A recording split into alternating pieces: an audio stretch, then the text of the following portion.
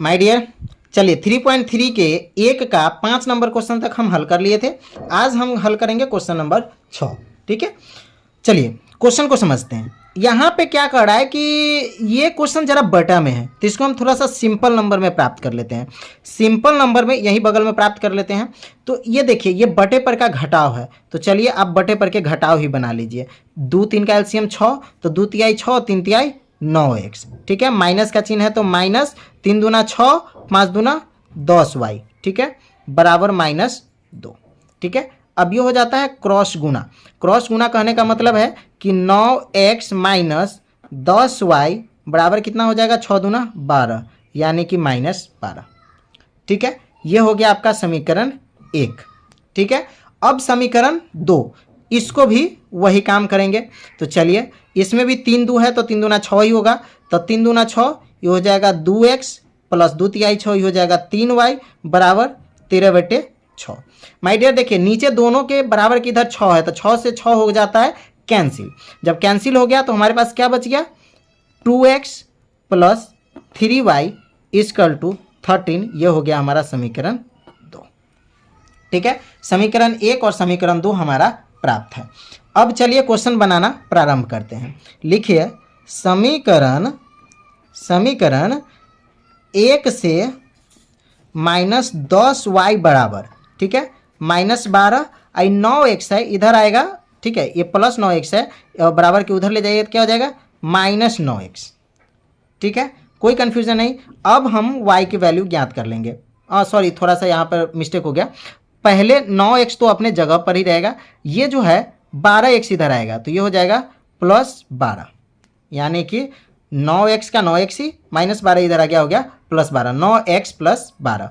अब y की value आप निकालेंगे तो क्या हो जाएगा, 9x + 12 बटे में -10। यहाँ पे ये माइनस है, -10 है, y की वैल्यू निकालेंगे तो -10 बराबर किधर आएगा, तो ये हो जाएगा +10, यानी कि सिंपली 10 हो गया।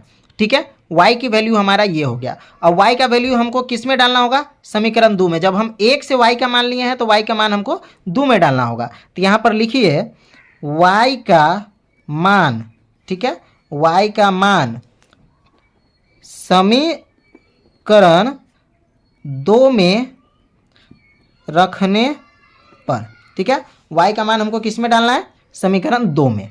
ठीक, चलिए, तो समीकरण 2 हमारा कितना है, 2x + 3y बराबर 13, यानी कि 2x + 3, और यहाँ पे y के जगह पे हमको इस नंबर को डालना है, 9x + 12/10। ठीक है ना, y की वैल्यू इतना है, तो ये हमको यहाँ पे डालना है। इक्वल टू में है 13, तो 13 ही रहेगा।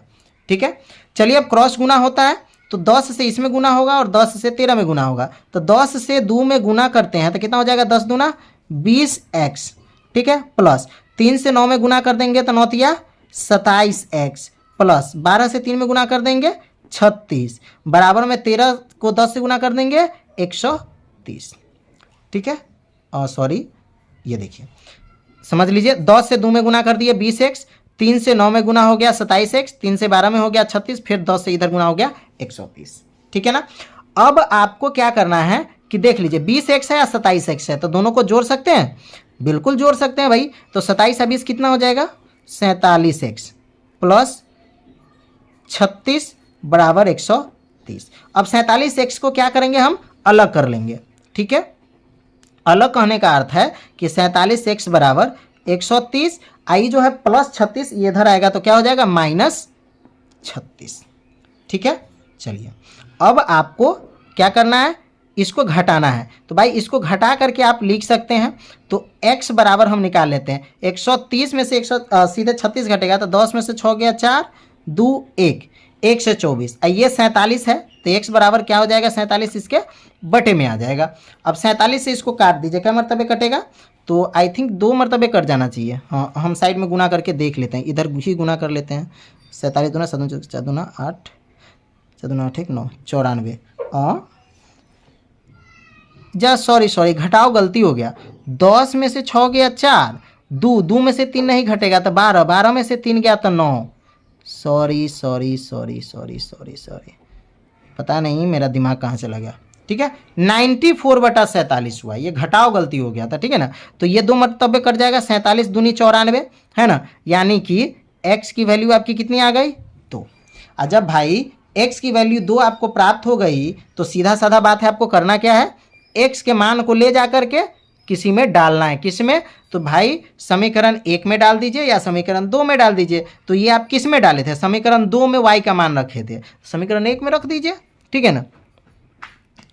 या समीकरण 2 में भी रख सकते हैं, आप किसी में डालिए, मान उतना ही आने वाला है, उसके लिए कोई दिक्कत नहीं। तो समीकरण 2 में x का मान रखने पर, ठीक है, समीकरण 2 में, समीकरण 2 है आपका 2x यानी कि 2 गुने 2 प्लस 3y इक्वल टू 13। 2 को 2 से गुना कर देंगे, हो जाएगा 4 प्लस 3y इक्वल टू 13। अब 3y बराबर छाटेंगे तो 13 और 4 इधर आ जाएगा तो -4, ठीक है।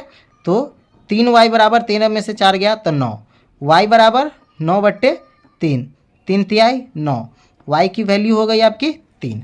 माय डियर, x की वैल्यू 2 और y की वैल्यू 3, यही हो गया आपका हल, ठीक है।